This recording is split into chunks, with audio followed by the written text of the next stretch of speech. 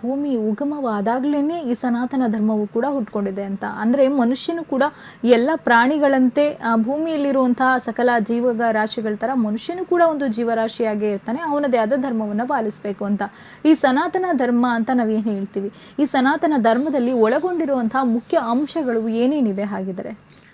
ನೋಡಿ, ಅಂಶಗಳಂತಂದ್ರೆ ಮನುಷ್ಯ ಬದುಕುವಂಥದ್ದು, ಮನುಷ್ಯ ಹೇಗೆ ಬದುಕಬೇಕು, ಗಾಳಿಯನ್ನು ಹೇಗೆ ಸೇವನೆ ಮಾಡಬೇಕು, ನೀರನ್ನು ಹೇಗೆ ಸೇವನೆ ಮಾಡಬೇಕು, ಗಾಳಿಯನ್ನು ಹೇಗೆ ಉಳಿಸ್ಬೇಕು, ಬೆಳೆಸಬೇಕು, ಪ್ರಕೃತಿ ಜೊತೆ ಒಡನಾಟ, ಪ್ರಕೃತಿಯ ಜೊತೆಯಲ್ಲಿ ನಾವೆಲ್ಲ ಹೇಗೆ ಬದುಕಬೇಕು ಅನ್ನುವಂಥದ್ದನ್ನು ತಿಳಿಸ್ಕೊಟ್ಟಿರುವಂಥದ್ದು ಈ ಸನಾತನ ಧರ್ಮ.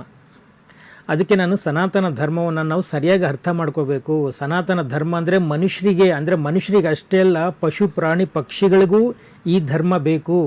ಅಂದರೆ ಪ್ರಕೃತಿಯ ಧರ್ಮ. ಸನಾತನ ಧರ್ಮ ಅಂದರೆ ಅದು ಪ್ರಕೃತಿಯ ಧರ್ಮ. ಪ್ರಕೃತಿ ಯಾರಿಗೆ ಬೇಡ, ಪ್ರಕೃತಿಯಲ್ಲಿರುವಂಥ ನೀರು ಯಾರಿಗೆ ಬೇಡ, ಈ ಪಂಚವಸ್ತುಗಳು, ಈ 5 ಎಲಿಮೆಂಟ್ಸ್ ಅಂತ ಏನು ಕರಿತೀವಿ, ಇದೆಲ್ಲ ಯಾರಿಗೆ ಬೇಡ ಹೇಳಿ? ಪ್ರತಿಯೊಬ್ಬರಿಗೂ ಬೇಕು. ಇದನ್ನು ಹೊರತಾಗಿ ಮನುಷ್ಯ ಎಲ್ಲಿ ಬದುಕಲಿಕ್ಕೆ ಸಾಧ್ಯನಾ? ಇದಿಲ್ಲದೆ ಮನುಷ್ಯ ಬದುಕಲಿಕ್ಕೆ ಸಾಧ್ಯನಾ? ಸಾಧ್ಯ ಇಲ್ಲ.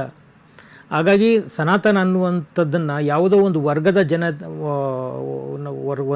ಜನಕ್ಕೆ ವರ್ಗಾಯಿಸದೇನೆ ನಾವೆಲ್ಲ ಸನಾತನ ಧರ್ಮದಲ್ಲೇ ಬದುಕ್ತಾ ಇದೀವಿ ಅಂತ ನಾವೆಲ್ಲರೂ ಸಹ ಅರ್ಥ ಮಾಡ್ಕೋಬೇಕಾಗತ್ತೆ. ಜೊತೆಗೆ ಈ ಸನಾತನ ಧರ್ಮ ಅಂತ ನೀವು ಮಾತನಾಡೋಕೆ ಹೊರಟಾಗ, ಈ ಸನಾತನ ಧರ್ಮಕ್ಕೂ ನೀವು ಹೇಳಿದ್ರಿ ಯಾವಾಗ ಬ್ರಹ್ಮಾಂಡ ಉಗಮವಾಯಿತು ಆಗಲೇ ಈ ಧರ್ಮವು ಕೂಡ ಅದ್ರ ಜೊತೆಗೆ ಉಗಮವಾಗಿದೆ, ಯಾರೂ ಕೂಡ ಸ್ಥಾಪಿಸಿಲ್ಲ ಅಂತ ಹೇಳಿ. ಈ ಸನಾತನ ಧರ್ಮ ಅಂತ ಹೇಳಿದ್ರೆ ಈಗ ನಾವು ನಂಬುವಂಥ ರೀತಿ ಹೇಳಿದ್ರೆ ಪಂಚಭೂತಗಳ ಆಧಾರದಲ್ಲಿ ಹೇಗೆ ಮನುಷ್ಯ ಬದುಕ್ತಾನೆ ಹಾಗೆ ಈ ಸನಾತನ ಧರ್ಮ ಕೂಡ ಅಂತ ಹೇಳಿದ್ರಿ. ಆಧ್ಯಾತ್ಮಿಕವಾಗಿ ಈ ಸನಾತನ ಧರ್ಮದ ಜೊತೆ ಒಗ್ಗೂಡಿಸೋದೇ ಆದರೆ ಅಥವಾ ಅದನ್ನ ನಾವು ಅರ್ಥೈಸ್ಕೊಳ್ಳೋದೇ ಆದರೆ ಈ ಸನಾತನ ಧರ್ಮ ಆಧ್ಯಾತ್ಮಕ್ಕೆ ಯಾವ ರೀತಿಯಾದಂಥ ನಂಟುಗಳಿದೆ ಅದ್ರ ಬಗ್ಗೆ ಮಾತನಾಡಬಹುದಾ? ನೋಡಿ, ಆಧ್ಯಾತ್ಮ ಅಂದ್ರೆ ನಾವೇನು ತಿಳ್ಕೊಂಡಿದ್ದೀವಿ, ಬದುಕುವಂಥ ರೀತಿಗೆ ಆಧ್ಯಾತ್ಮ ಅಂತ ಕರೀತಾರೆ. ಅಧಿ ಪ್ಲಸ್ ಆತ್ಮ, ನಮ್ಮನ್ನು ನಾವು ತಿಳ್ಕೊಂಡು ಬದುಕೋದಕ್ಕೆ ಆಧ್ಯಾತ್ಮ ಅಂತ ಕರೀತಾರೆ ಅಲ್ವಾ? ಆಧ್ಯಾತ್ಮ ಅಂದರೆ ನಮ್ಮನ್ನು ನಾವು ತಿಳ್ಕೊಂಡು ಸಮಾಜದಲ್ಲಿ ಬದುಕಲಿಕ್ಕೆ ಆಧ್ಯಾತ್ಮ ಅಂತ ಕರೀತಾರೆ ಹೊರತು ಆಧ್ಯಾತ್ಮ ಅಂದರೆ ಅದೇನು ಬೇರೆ ಲೋಕ ಅಲ್ಲ. ನಾವು ಬದುಕ್ತಾ ಇದ್ದೀವಲ್ಲ, ಈ ಒಳ್ಳೆ ರೀತಿಯಲ್ಲಿ ಬದುಕಿದ್ರೆ ಅದೇ ಆಧ್ಯಾತ್ಮ ಲೋಕ. ಅದಕ್ಕೂ ಆಧ್ಯಾತ್ಮ ಸನಾತನ ಅವೆಲ್ಲ ಏನು ಬೇರೆ ಬೇರೆ ಅಲ್ಲ, ಒಂದೇ ನಾಣ್ಯದ 2 ಮುಖಗಳಿದ್ದ ಹಾಗೆ. ಹಾಗಾಗಿ ಆಧ್ಯಾತ್ಮ ಸನಾತನ ಧರ್ಮ ಎರಡೂ ಒಟ್ಟೊಟ್ಟಿಗೆ ಬೆಳೆದು ಬಂದಿರುವಂಥದ್ದು. ಆಧ್ಯಾತ್ಮದ ಜೊತೆಗೆ ಸನಾತನ ಇರುತ್ತೆ, ಸನಾತನ ಧರ್ಮದ ಜೊತೆಗೆ ಆಧ್ಯಾತ್ಮ ಜೀವನ ಇರುತ್ತೆ. ಇದು ಯಾವುದು ಬೇರೆ ಅಲ್ಲ.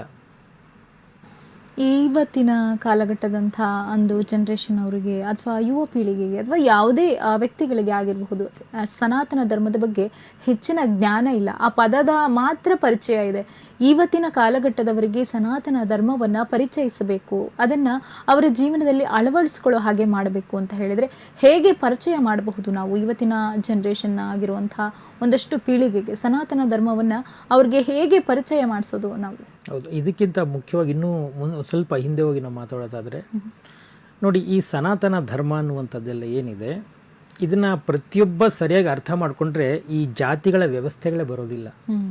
ಭೂಮಿ ಯಾವತ್ತೂ ಜಾತಿಯನ್ನು ಕ್ರಿಯೇಟ್ ಮಾಡಿಲ್ಲ, ಧರ್ಮಗಳನ್ನು ನಾವು ಮಾಡ್ಕೊಂಡಿದ್ದೀವಲ್ಲ ಇವತ್ತು, ಇದನ್ಯಾವುದು ಕ್ರಿಯೇಟ್ ಮಾಡಿಲ್ಲ.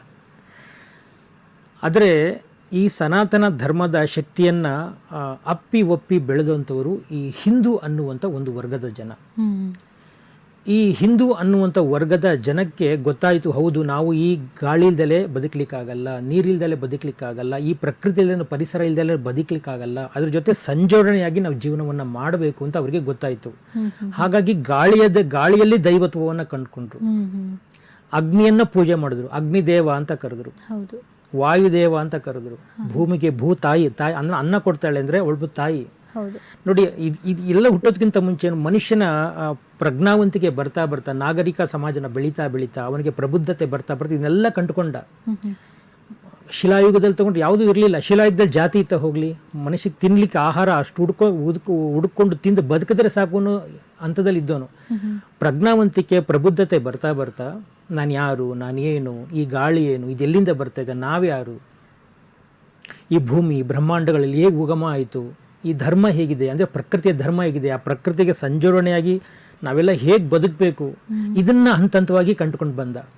ನೋಡಿ, ಪೂರ್ವದಲ್ಲಿ ಎಲ್ಲೂ ನೀವು ನಮ್ಮ ವೇದಗಳೇ ತಗೊಳ್ಳಿ, ಈಗ ವೇದಗಳು ಹೌದು, ಈ ವೇದಗಳು ಹುಟ್ಟೇನು ಕೋಟಿ ವರ್ಷಗಳೇನು ಆಗಿಲ್ಲ, ಭೂಮಿ ಹುಟ್ಟಿ ಕೋಟ್ಯಾಂತರ ವರ್ಷಗಳಾಗಿದೆ. ಹ್ಮ್ ಹ್ಮ್ ಹ್ಮ್ ಹ್ಮ್. ಭೂಮಿ ಹುಟ್ಟಿ ಕೋಟ್ಯಾಂತರ ವರ್ಷಗಳಾಗಿದೆ. ಕೋಟ್ಯಾಂತರ ವರ್ಷಗಳ ಆಯ್ತಲ್ಲ, ಭೂಮಿ ಹುಟ್ಟಿದಾಗ ಯಾವ ಪ್ರಾಣಿಯೂ ಇಲ್ಲ. ವಿಜ್ಞಾನದ ಪ್ರಕಾರ ಅಮೀಬಾ ಅಷ್ಟೇ ಮೊದಲು ಹುಟ್ಟಿತು ಅಂತ ಹೇಳ್ತಾರೆ. ಅದಾದ್ಮೇಲೆ ಮನುಷ್ಯನ ಉಗಮ ಆಯಿತು ಅಂತ ಹೇಳ್ತಾರೆ. ಮಂಗನಿಂದ ಮಾನವ, ವೈಜ್ಞಾನಿಕವಾಗಿ ಬೇರೆ ಬೇರೆ ಕಾರಣಗಳೆಲ್ಲ ಕೊಡ್ತಾರೆ. ಆದರೆ ಮನುಷ್ಯನಿಗೆ ನಾಗರಿಕತೆ ಬರ್ತಾ ಬರ್ತಾ, ಪ್ರಜ್ಞಾವಂತಿಕೆ ಬರ್ತಾ ಇದನ್ನೆಲ್ಲವೂ ಕಂಡಿಡ್ಕೊಳ್ಳಿಕ್ಕೆ ಶುರು ಮಾಡ್ದ. ಹೌದು, ನಾನು ಉಸಿರಾಡ್ತಾ ಇದ್ದೀನಿ, ಇದನ್ನ ಯಾಕೆ ದೇವ್ರು ಅನ್ನಬಾರ್ದು? ನಾನು ಅನ್ನ ತಿಂತಾ ಇದ್ದೀನಿ, ಇದನ್ನ ಯಾಕೆ ದೇವ್? ಇದನ್ನ ನೋಡಿ, ಸನಾತನ ಧರ್ಮ ಈ ಪ್ರಕೃತಿನೇ ಆರಾಧನೆ ಮಾಡ್ಕೊಂಡಿದೆ ಹೊರತು ವ್ಯಕ್ತಿಗಳನ್ನ, ಜಾತಿಗಳನ್ನ ಎಲ್ಲೂ ಆರಾಧನೆ ಮಾಡಿಲ್ಲ. ಆದರೆ ಈ ಸತ್ಯವನ್ನ ಅರಿತು ಬಂದಂಥವರು ಹಿಂದೂ ಅನ್ನುವಂತಹ ಒಂದು ವರ್ಗದ ಜನ. ಅದಕ್ಕೆ ಹಿಂದೂ ಅನ್ನುವಂಥದ್ದು ನಾವು ಅದನ್ನು ತಪ್ಪು ತಿಳ್ಕೊಬಾರ್ದು. ಹಿಂದೂ ಅನ್ನುವಂಥದ್ದು ಒಂದು ಧರ್ಮ ಅಲ್ಲ. ಹೌದು. ಮುಸ್ಲಿಂ ಅನ್ನುವಂಥದ್ದು ಧರ್ಮ ಅಲ್ಲ. ಕ್ರಿಶ್ಚಿಯನ್ ಅನ್ನುವಂಥದ್ದು ಧರ್ಮ ಅಲ್ಲ. ಇವೆಲ್ಲ ಜಾತಿ ಪಂಗಡಗಳಷ್ಟೇ. ಯಾವ್ದಾದ್ರು ಮೂಲದಲ್ಲಿ ಯಾವ್ದಾದ್ರು ಇದ್ರೆ ಅದು ಸನಾತನ ಮಾತ್ರ. ಆ ಸನಾತನ ಧರ್ಮಕ್ಕೆ, ಅದಕ್ಕೆ ಹೇಳಿದ್ದು, ಸನಾತನ ಧರ್ಮಕ್ಕೆ ಯಾವುದೇ ಜಾತಿಗಳಿಲ್ಲ, ಪಂಗಡಗಳಿಲ್ಲ, ಮತಗಳಿಲ್ಲ. ನಾವೆಲ್ಲ ಪ್ರಕೃತಿ, ನಮ್ಮನ್ನೆಲ್ಲ ಸಮನಾಗೇ ಈ ಪ್ರಕೃತಿ ಧರ್ಮ ನಮ್ಮನ್ನ ನಡೆಸ್ಕೊಂಡು ಬಂದಿದೆ.